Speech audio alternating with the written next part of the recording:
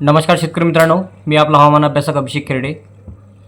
तर शेतकरी मित्रांनो, बरेच दिवस झालेले आपण अंदाज दिलेला नाही आणि आपल्याला त्या द्यायची गरजसुद्धा वाटली नाही. कारण की काय होतं की आपण जवळपास 16 जानेवारीला जो अंदाज दिलेला होता ठीक त्याच तारखेनुसार राज्यामध्ये वातावरणामध्ये बदल आपणास घडताना दिसत आहे. तर आपण असं पुन्हा एकदा मी तुम्हाला शेवटी स्क्रीनशॉट दाखवणारच आहोत की नेमकं आपण कुठला अंदाज दिलेला होता आणि त्याच तारखेला राज्यामध्ये वातावरण बिघडताना आपण आतापर्यंत बघितलेलं आहे आणि यापुढे सुद्धा बघणार आहेत. तर शेतकरी मित्रांनो बघा, आज आहे 20 फेब्रुवारी 2026. तर शेतकरी मित्रांनो, नेमकं आता इथून पुढील 2 दिवसामध्ये राज्यामध्ये बऱ्याच ठिकाणी वातावरण जे आहे ते बदलताना दिसत आहे. तर त्याची काही सुरुवात आजपासूनच राज्यामध्ये बघायला मिळणार आहे. तर शेतकरी मित्रांनो, बऱ्याच ठिकाणी ढगाळ वातावरण सुरुवात झालेली आहे. तर काही ठिकाणी हलका किंवा मध्यम स्वरूपाचा पाऊससुद्धा बघायला मिळणार आहे. तर शेतकरी मित्रांनो, काय आहे ते जे खरं जे वातावरण आहे ते 22 तारखेपासून राज्यामध्ये बघायला मिळणार आहे आणि याचा जास्तीत जास्त जो इम्पॅक्ट आहे तो विदर्भ आणि मराठवाडा दक्षिण भाग, मराठवाडा पूर्व भाग या भागाकरता राहणार आहे. बाकी उर्वरित राज्यामध्ये ढगाळ परिस्थिती राहील आणि एखाद 2 ठिकाणी स्थानिक वातावरण स्वरूपाचा पाऊस आपणास बघायला मिळणार आहे. तर बघा, यामध्ये काय होतं की 23, 24 आणि 25 या 3 दिवसामध्ये वातावरण जे आहे ते जास्त सक्रिय राहताना दिसत आहे आणि नेमकं ते कुठल्या भागामध्ये राहणार आहे त्यावर आपण एक चर्चा करूया. तर बघा शेतकरी मित्रांनो, काय होतं की 23, 24, 25 या 3 दिवसामध्ये विदर्भातील पूर्व विदर्भ प्रदेशमध्ये यामध्ये बघा नागपूर आलेलं आहे, वर्धा आलेलं आहे, यवतमाळ आलेलं आहे, चंद्रपूर, गडचिरोली, भंडारा, गोंदिया आणि पश्चिम विदर्भामध्ये आपण अमरावती जिल्हा, अकोला जिल्हा, बुलढाणा आणि वाशिम हे 4 जिल्हे येतात. तर पूर्व मराठवाड्यामध्ये बघा हिंगोली, नांदेड, परभणी तसेच लातूरचा भाग या परिसरामध्ये येतो आणि याच परिसरामध्ये थोडं पावसाचं वातावरण जे आपणास बघायला मिळणार आहे. आणि याचा प्रभाव जर बघितला साधारण जालना जिल्ह्यापर्यंत जाऊ शकतो. जालना जिल्ह्यामधील भोकरदन, जाफराबाद या परिसरामध्ये पावसाची हलकी शक्यता दिसत आहे.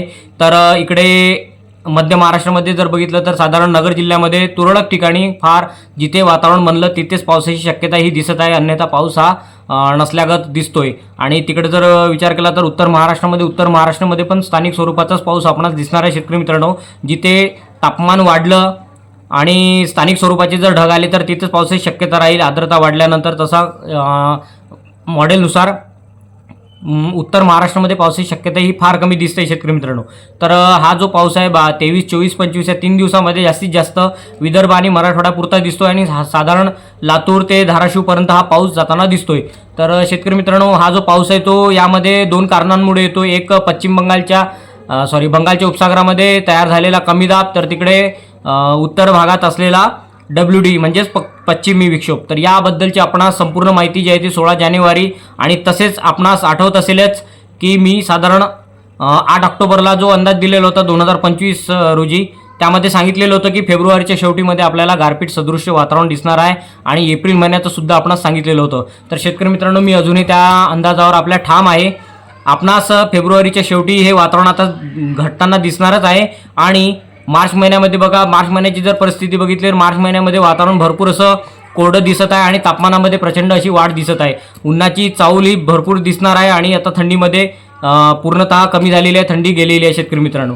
तर बघा, हा अंदाज लक्षात घ्यावा. मार्चमध्ये आपल्याला अवकाळीची शक्यता ही फार कमी आहे, म्हणजे नसल्यागतच आहे.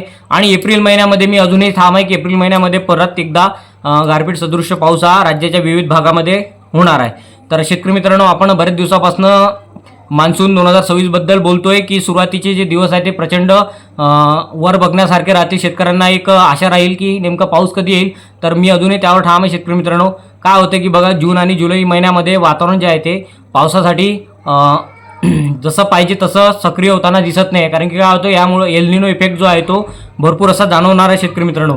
सुरुवातीला तटस्थ एन्सो जरी असला तरी त्याचा इम्पॅक्ट जो आहे तो भारतीय मान्सूनवर पडणार आहे आणि जून जुलै या महिन्यामध्ये पावसासह आपल्यास बऱ्यापैकी खंड आपणास बघायला मिळणार आहे. तर हा पुढचा अंदाज असल्यामुळे शेतकरी मित्रांनो, आपल्यास हा अंदाज लक्षात घेऊन आपल्याला पुढील व्यवस्थापन करायचं आहे. म्हणजेच बघा, विनाकारण कुठल्याही पिकांवर जास्त खर्च न करता आपल्याला हा अंदाज लक्षात घेऊन आपली कामे करायची आहे. तर शेतकरी मित्रांनो, आपल्याला संपूर्ण असा मॅपद्वारे मी आता व्हिडिओमध्ये दाखवणार आहे नेमकं कुठली परिस्थिती कशी राहील. तर त्याआधी आपण बघूया आपण अगोदर दिलेले अंदाज. तर शेतकरी मित्रांनो, माझी एकच विनंती आहे की मी फार कमी अंदाज देत असतो आणि जेही अंदाज देतो ते सटीक अंदाज देत असतो आणि ठीक त्याच तारखेला आपणास वातावरणामध्ये बदल घडताना दिसतोय. तर शेतकरी मित्रांनो, कृपया आपण माझे चॅनलला सबस्क्राईब करा आणि व्हिडिओ जर आवडला तर चॅनलला लाईक जरूर करा. धन्यवाद आणि मित्रांना जरूर पाठवा. धन्यवाद.